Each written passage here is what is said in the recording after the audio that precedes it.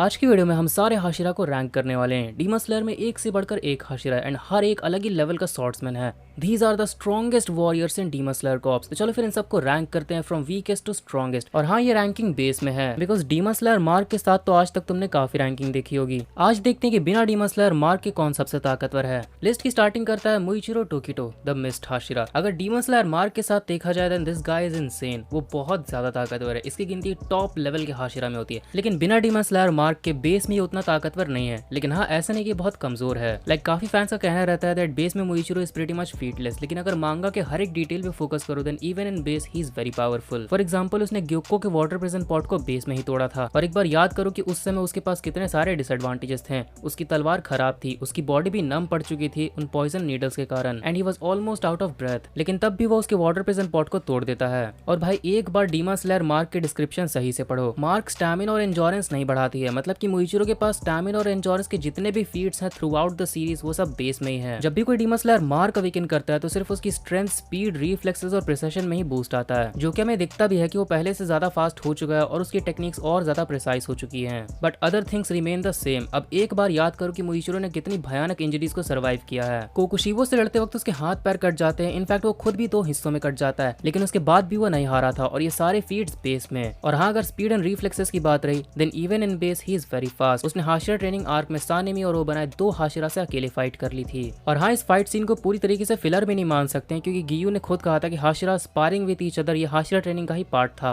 मतलब even in मांगा मुइचिरो कभी ना कभी सारे हाशिरा से लड़ा ही होगा। अदरवाइज गियोमे और सानेमी की भी ट्रेनिंग नहीं दिखाई गई थी, लेकिन एक्चुअली में उन दोनों ने ट्रेनिंग की थी। So yes, even in base Muichiro is very powerful. Number 7 the love Hashira Mitsuri Kanroji. Mitsuri demon slayer mark के साथ तो पावरफुल है ही, लेकिन बेस में भी वो बहुत ज्यादा ताकतवर साबित हुई थी। वो जोहाकुतन के सारे अटैक्स को काउंटर कर लेती है। यहाँ तक कि जोहाकुतन का ब्लड डीमन आर्ट भी काम नहीं आ रहा था। उसकी इनहैंस्ड फ्लेक्सिबिलिटी के कारण उसके टेक्निक्स बहुत ज्यादा फास्ट थे एंड अपनी वेप लाइक स्वॉर्ड के कारण she was the perfect counter for Zohakuten. क्योंकि जोहाकुतन लॉन्ग रेंज में लड़ रहा था, कोई भी हाशिरा उससे उतनी अच्छी तरीके से नहीं लड़ सकता था। और जैसा कि मैंने कहा, मार्क स्टैमिना और एंजोरेंस नहीं बढ़ाती है। मतलब मित्सुरी ने घंटों तक जो अकेले फाइट की थी जोहाकुतन से, वो फीट बेस में ही है। और मुजान के खिलाफ भी उसने जितनी इंजरीज को एंड्योर किया, लाइक उसका हाथ कट जाता है बट इवन देन एक हाथ से वो मुजान का हाथ उखाड़ देती है। वो सारे फीट्स भी बिना डीमन स्लेयर मार्क के हैं। और फाइनल फाइट में तो वैसे भी उसका डीमन स्लेयर मार्क कभी अवेकन हुआ ही नहीं था। मतलब पूरी फाइनल फाइट में वो बेस में ही लड़ी है। और उस फाइट में भी उसने मुजान के कुछ बहुत ही खतरनाक अटैक्स को डॉज किया था। Even though it was pure luck and instinct, we still can not overlook this feat. और जोहाकुतन के खिलाफ तो स्टार्टिंग में वो फुल पावर से लड़ भी नहीं रही थी क्योंकि उसने खुद कहा था शी वाज होल्डिंग बैक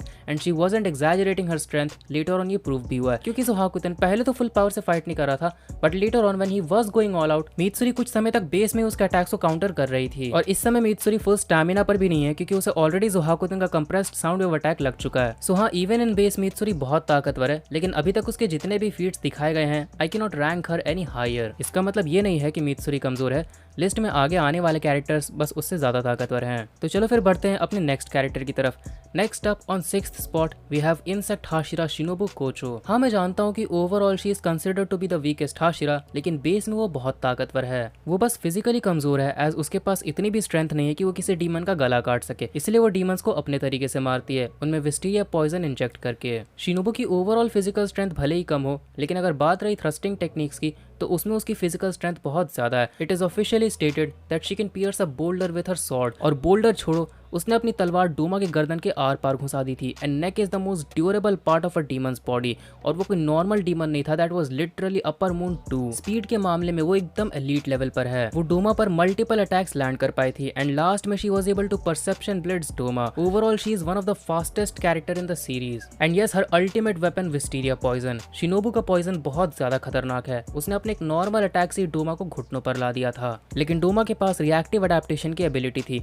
जिसके कारण वो शिनोबु के पॉइजन को अडेप्ट करने लगता है। लेकिन जब शिनोबु ने अपना फाइनल अटैक इस्तेमाल किया था, डोमा की रिएक्टिव अडेप्टेशन एबिलिटी भी एक मोमेंट के लिए ओवर पावर हो जाती है। शिनोबु डोमा के अंदर इतना ज्यादा पॉइजन इंजेक्ट कर देती है दैट डोमा अडेप्ट करने के बाद भी कुछ सेकंड्स के लिए बेहोश हो जाता है। तो अगर शिनोबु डोमा पर अपना स्ट्रॉन्गेस्ट अटैक फाइट के स्टार्टिंग में ही यूज कर देती जब डोमा ने उसके पॉइजन को अडेप्ट नहीं किया था, तो डोमा के लिए हालात और भी ज्यादा बुरे हो जाते हैं। Overall she is one of the most powerful Hashira ever. लेकिन हाँ, शिनोबु इतनी ताकतवर नहीं है कि वो टॉप 5 में अपनी जगह बना सके, क्योंकि टॉप 5 में अब जो हाशिरा आने वाले वो बहुत ज्यादा ताकतवर हैं। यहाँ से शुरू होती है controversial rankings. Number number 5 the flame Hashira Kyojuro Rengoku. Kyojuro normally भी बहुत ज्यादा ताकतवर है, ये तो ऐसे ही किसी भी normal demon even lower moons को भी एक स्ट्राइक से ही मार सकता है, लेकिन जब क्योजरो फुल पावर से लड़ने लगता है वो एक अलग ही लेवल पर चल जाता है। फुल पावर में उसने अपर मून 3 आकाजा से अकेले फाइट की है और वो उसे काफी अच्छे से मैच भी कर पा रहा था। चलो अगर इस बात को मान भी ले that Akaza wasn't serious, still it's an undeniable fact that Kyojuro एक अलग ही लेवल पर है। आकाजा को उसके सप्रेस्ड स्टेट में भी मैच करना बहुत मुश्किल है, एज तांजिरो तो अपनी ट्रेनिंग कंप्लीट करने के बाद भी आकाजा और गियो के फाइट में सही से इंटरफेयर भी नहीं कर पा रहा था। While on the other hand Kyojuro was matching him beat for beat,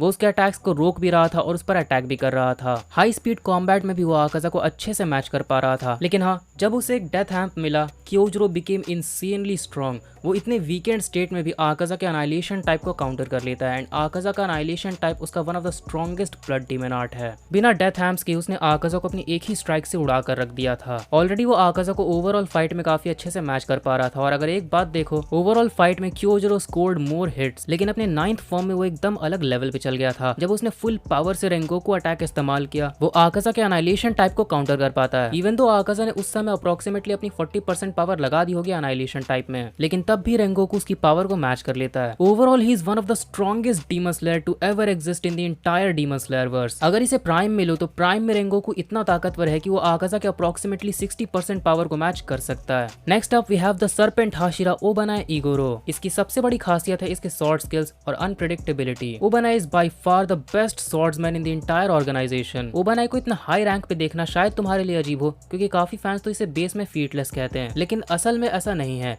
नाकिमी के अगेंस्ट इगोरो ज्यादा कुछ नहीं कर सका था क्योंकि उसका ब्लड डेमन आर्ट बहुत ट्रिकी था, बट लेटर ऑन मुजान से लड़ते वक्त वो बेस में ही उस पर मल्टीपल अटैक्स लैंड कर पाया था और उस समय मुजान फुल पावर से लड़ रहा था। और हाँ, जैसा कि मैंने कहा, मार्क स्टैमिना और एंजोरेंस को नहीं बढ़ाती है। मतलब इगोरो के पास जितने भी अलग लेवल के फीट्स हैं स्टैमिना और एंजोरेंस में, जैसे कि मुजान के मल्टीपल स्लैशेस को सर्वाइव करना, उसके पॉइजन को एंड्योर करना despite having a poor physique, देन अपनी आई साइट खोकर भी लड़ते रहना, यहाँ तक कि मुजान के शॉक वेव एनर्जी ब्लास्ट को भी सर्वाइव कर लेना, नॉट वंस बट ट्वाइस। ये सारे फीट्स बेस में ही है। इनफैक्ट मार्क तो तुम्हारे स्किल्स को भी नहीं बढ़ाती है, तुम्हारे पास पहले जो स्किल्स थे मार्क के बाद भी वही रहते हैं। And try to remember, Iguro Muzan से अंधा होकर भी लड़ पा रहा था। राउंड 1 में तो उसने मुजान से 90% फाइट बेस में ही लड़ी थी और उसके काफी सारे अटैक्स पर रिएक्ट कर पा रहा था। लेकिन यहाँ पर इगोरो को लेकर कुछ बेसलेस आर्ग्यूमेंट्स भी रहते हैं, जिसके कारण मुझे लगता है कि इगोरो अंडररेटेड नहीं, मोस्ट लाइकली सबसे हेटेड हाशिरा है। लाइक उसने मुजान पे मैक्सिमम हिट्स तब लैंड किए जब मुजान डिस्ट्रैक्टेड था। भाई सानेमी ने भी आते ही मुजान पर पीछे से हमला किया था जब मुजान डिस्ट्रैक्टेड था। तो भाई इगोरो के साथ ये इनजस्टिस क्यों दैट बाकी हाशिराज अपने अपोनेंट पर तब वार करे जब वो डिस्ट्रैक्टेड था, तो उनके फीट्स रेलेवेंट हैं, बट इगोरो के फीट्स इरेलेवेंट बन जाते हैं। सो हाँ, even in base he is not featless but actually a very overpowered character. Next up we have two characters, the water Hashira Giyu Tomioka and the wind Hashira Sanemi Shinazugawa. ये दोनों power level में इतने ज्यादा close हैं that third spot के लिए इन दोनों में टाई हो गया। These two are literally like two sides of the same coin, चाहे तुम बात करो इनके मेंटालिटी की या फिर इनके फाइटिंग स्टाइल की। एंड हाशिरा ट्रेनिंग आर्क के वक्त even in their sparring match they were pretty equal. Sanemi के पास लगभग अनस्टॉपेबल ऑफेंसिव टेक्निक्स है, meanwhile Giyu has nearly unbreakable defensive techniques. Sanemi fights with aggression, Giyu fights with precision. और तो और दोनों के बीच जो फाइट हुई थी that was the evidence of closeness in their skills, as it is officially stated in the data book as well that these two were so evenly matched that दोनों की तलवार टूट जाती है। और ये स्टेटमेंट काफी वैलिड भी है unless मांगा के फीट्स डायरेक्टली स्टेटमेंट को कॉन्ट्रडिक्ट करें, जो कि एक्चुअली में नहीं है। Giyu in a heavily weakened state was able to blitz a bloodlust Akaza even after he tanked his strongest attack just a few seconds ago, और उसके बाद भी उससे लड़ते रहता है। While on the other hand Sanemi base Kokushibo से लड़ता है। During that fight he was able to repel so many techniques of Kokushibo. In fact कुछ मोमेंट्स पर तो he nearly caught him off guard. So हाँ, manga के feats data book के statement को कॉन्ट्रडिक्ट नहीं करते हैं। Giyu and Sanemi are very close in power and skill. दोनों के पास ही मांगा में भयानक फीट्स हैं even in base, and both of them are the only Hashira who survived the final battle. Giyu water breathing को master कर चुका है, जिसके कारण उसका फाइटिंग स्टाइल काफी प्रिसाइज है, प्लस उसके पास nearly unbreakable defence and highest technique speed है। While on the other hand Sanemi wind breathing को मास्टर कर चुका है, जिसके कारण उसका फाइटिंग स्टाइल काफी अग्रेसिव है। He is like a raging storm who destroys everything in his path. Number 2, the sound Hashira Tengen Uzui. अगर सिर्फ बेस में बात रही तो बिना डीमन स्लेयर मार्क के टेंगेन दूसरा सबसे ताकतवर हाशिरा है। He is literally a monster. सबसे ज्यादा इंजरीज एंड डिसएडवांटेजेस के साथ अगर किसी ने फाइट की है तो वो टेंगेन उजुई है। ही इज वेरी अंडररेटेड, लेकिन अगर बेस में देखो तो उसके पास सबसे आइकॉनिक फीट्स हैं। वो ग्यूतारो के हर एक अटैक को काउंटर कर पा रहा था, इवन दो उसका स्टैमिना एकदम लिमिट्स पर आ चुका था, पॉइजन उसके पूरे शरीर में फैल चुका था और ग्यूतारो ने उसका एक हाथ भी काट दिया था, जिसके कारण ही faced massive blood loss. Tengen literally survived some of the worst possible injuries in the entire series but still kept fighting like a man possessed. सबसे वीकेंड स्टेट में अगर किसी ने सबसे हाई लेवल की परफॉर्मेंस दी है तो वो टेंगेन है, क्योंकि जितना इंजर्ड होकर इसने फाइट की है उतना इंजर्ड होकर किसी भी हाशिरा ने फाइट नहीं की है, and that too against a very fast and deadly opponent. Gyutaro might not be very strong in overall power, लेकिन अगर स्पेशल किस्म के फाइटिंग स्टाइल को हटा कर देखो देन एक हेड ऑन कॉम्बैट में जैसे आकाजा लड़ता है, जैसे डोमा लड़ता है, जैसे कोकोशिबो लड़ता है, जैसे डीमन किंग मुजान लड़ता है, एक हेड ऑन कॉम्बैट में he is only below top 3 demon moons. और एक हेड ऑन कॉम्बैट में सारे बैटल एट्रीब्यूट्स मैक्सिमम लेवल पर यूज होते हैं, और उस टाइप के फाइट में टेंगेन ने ग्यूतारो जैसे अपोनेंट को टक्कर दी है। और जैसा कि मैंने कहा था टॉप 5 में कंट्रोवर्शियल रैंकिंग होनी थी, क्योंकि टेंगेन, क्योजरो, सानेमी, ओबाना एंड गियू ये सब बहुत क्लोज है पावर लेवल में। तो तुम्हारी रैंकिंग मुझसे अलग हो सकती है, बट मेरे according they will be ranked like this, where Tengen would be the strongest among them because he is also the most experienced Hashira and has the second highest combat stats overall. And number 1 Gyomei Himejima. I don't think इसमें ज्यादा कुछ explain करने जैसा है, because all of you know that he is the strongest Hashira in the series. Even against Kokushibo this man was nearly unstoppable. वो उसकी तलवार तक तोड़ देता है। अभी तक मैंने जितने भी हाशिरा के बारे में बताया है वो सब ताकतवर तो हैं, लेकिन हाँ उतने ज्यादा नहीं। ग्योमे इतना ज्यादा ताकतवर है कि इवन बेस में ही वो मार्क्ड हाशिरास की बराबरी कर सकता है। Gyomei has the highest physical stats, highest combat stats, just everything. So हाँ, इसमें उतना कुछ एक्सप्लेन करने की जरूरत नहीं है। Gyomei is by far the strongest Hashira, इसके लेवल का कोई भी नहीं है। तो चलो आज के लिए बस इतना ही। तुम अपनी रैंकिंग कमेंट में बताओ कि तुम्हारे हिसाब से सारे हाशिरा को बेस में रैंक करें तो बिना डीमन स्लेयर मार्क के सारे हाशिरास की रैंकिंग क्या होगी। ये वीडियो पसंद आई हो तो प्लीज लाइक कर देना, एंड चैनल पर नए हो तो प्लीज सब्सक्राइब भी कर लेना, so you don't miss another demon slayer video. तो चलो फिर मिलता हूँ तुम सबसे नेक्स्ट वीडियो में।